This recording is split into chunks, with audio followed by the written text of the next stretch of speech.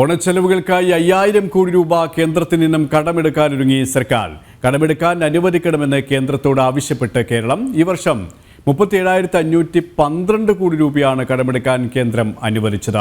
അതേസമയം ഓണത്തിന് പിന്നാലെ സംസ്ഥാനം അതിരൂക്ഷ സാമ്പത്തിക പ്രതിസന്ധി നേരിടുമെന്ന് ഉദ്യോഗസ്ഥർ സർക്കാരിന് മുന്നറിയിപ്പ് നൽകിയിരുന്നു. ഇവരുമായി ശാലിനി ചേരുകയാണ്. ശാലിനി, അതിരൂക്ഷമായ സാമ്പത്തിക പ്രതിസന്ധിയിലൂടെയാണ് സംസ്ഥാനം കടന്നുപോകുന്നത്. ഇപ്പോൾ ഓണവുമായി ബന്ധപ്പെട്ട 5000 കോടി രൂപ കൂടി കേന്ദ്രത്തിൽ നിന്നും കടമെടുക്കാനുള്ള ഒരു തീരുമാനത്തിലേക്ക് തന്നെയാണോ എത്തിയിരിക്കുന്നത് സർക്കാർ?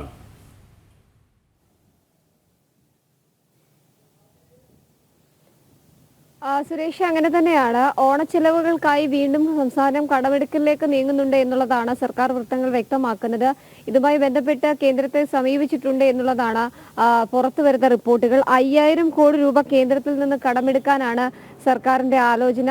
ഇതിന്റെ നടപടികൾ പുരോഗമിച്ചുകൊണ്ടിരിക്കുകയാണ്. പ്രത്യേകിച്ച് സംസ്ഥാനത്ത് ഓണാഘോഷങ്ങളൊക്കെ ഒഴിവാക്കിയിട്ടുണ്ട് എങ്കിലും മറ്റ് ചെലവുകൾക്കായി പണം വേണ്ടതായിട്ടുണ്ട്. ഇതിന്റെ സാഹചര്യത്തിലാണ് ഇത്തരത്തിലൊരു കടമെടുക്കൽ പരിധിയിലേക്ക് അല്ലെങ്കിൽ കടമെടുക്കൽ സാഹചര്യത്തിലേക്ക് സംസ്ഥാനം വീണ്ടും കടന്നിട്ടുള്ളത് എന്നുള്ളതാണ് ഏറ്റവും ശ്രദ്ധേയമായിട്ടുള്ള കാര്യം.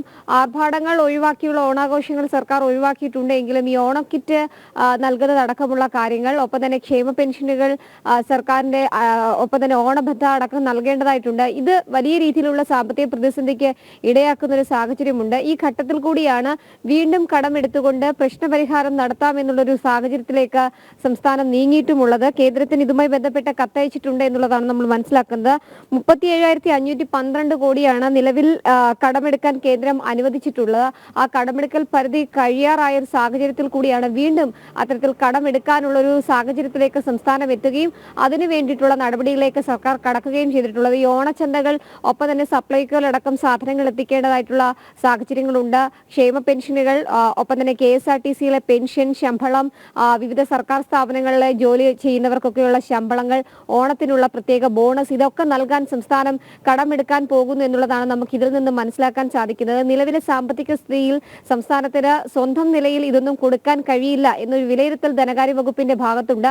അതിന്റെ അടിസ്ഥാനത്തിൽ കൂടിയാണ് ഇത്തരത്തിലൊരു നടപടി ധനമന്ത്രി കൂടി സ്വീകരിച്ചിട്ടുള്ളത് എന്നുള്ളതാണ് നമ്മൾ മനസ്സിലാക്കുകയും ചെയ്തിട്ടുള്ളത്. കടമെടുത്തുകൊണ്ട് പ്രശ്നപരിഹാരം നടത്താം എന്നുള്ളതാണ് സർക്കാർ ആലോചിക്കുന്നത്. അതേസമയം തന്നെ ആ കടമെടുക്കൽ കൂടുതൽ 5000 കോടിയിലധികം രൂപ കടമെടുക്കാൻ കേന്ദ്രം ഇനി അനുവദിക്കുമോ എന്നുള്ളതാണ് അറിയേണ്ടത്. നിലവിലെ സാഹചര്യത്തിൽ മറ്റ് സംസ്ഥാനങ്ങളെ അപേക്ഷിച്ച് കടമെടുക്കൽ ഏറ്റവും കൂടുതൽ കേരളമാണ് എന്നുള്ള ആക്ഷേപങ്ങളൊക്കെ നിലനിൽക്കുന്ന ഒരു സാഹചര്യമുണ്ട്. ആർഭാടവും നൂർത്തും ഒരു ഭാഗത്ത് തുടരുമ്പോൾ മറുഭാഗത്ത് സാമ്പത്തിക പ്രതിസന്ധി ചൂണ്ടിക്കാട്ടിയാണ്. ഒരു ഭാഗത്ത് ഈ ആർഭാടവും ദൂർത്തിന് ഒരു കുറവുമില്ല. ഈ ഒരു ഘട്ടത്തിൽ കൂടിയാണ് സംസ്ഥാനം അത്രത്തോളം പ്രതിസന്ധിയിൽ അകപ്പെട്ടിരിക്കുന്നത്. ഇവിടെ ശാലിനി നേരത്തെ പറഞ്ഞതുപോലെ തന്നെ ഇങ്ങനെ കടമെടുപ്പ് അല്ലെങ്കിൽ ഓരോ മാസവും ഇങ്ങനെ കേന്ദ്രത്തോട് കൈനീട്ടുന്ന ഒരു അവസ്ഥയിലേക്ക് കേരളത്തിൻ്റെ ഒരു സാഹചര്യം എത്തി. ഇങ്ങനെ കടമെടുത്തു കഴിഞ്ഞാൽ കടമെടുക്കുന്നു, ധൂർത്തടിക്കുന്നു, ഇങ്ങനെയുള്ള ഒരു അവസ്ഥ വന്നു കഴിഞ്ഞാൽ സ്വാഭാവികമായി ശാലിനി പറഞ്ഞതുപോലെ തന്നെ അതുകൊണ്ട് തന്നെ കേന്ദ്ര സർക്കാർ ഏത് തരത്തിലായിരിക്കും ഇതിനോട് ഇടപെടുക അല്ലെങ്കിൽ ഇതിനൊരു അനുവാദം നൽകുക എന്ന് കണ്ടറിയേണ്ടതുണ്ട്. ഒപ്പം തന്നെ ഇങ്ങനെ പോയി കഴിഞ്ഞാൽ ഓണം കഴിയുമ്പോഴേക്കും സംസ്ഥാനത്തിൻ്റെ അവസ്ഥ കൂടുതൽ രൂക്ഷമാകും എന്നുള്ള മുന്നറിയിപ്പ് തന്നെയാണ് സാമ്പത്തിക വിദഗ്ധരും ഒപ്പം ഉദ്യോഗസ്ഥരും സർക്കാർ നൽകുന്നത്, അല്ലേ?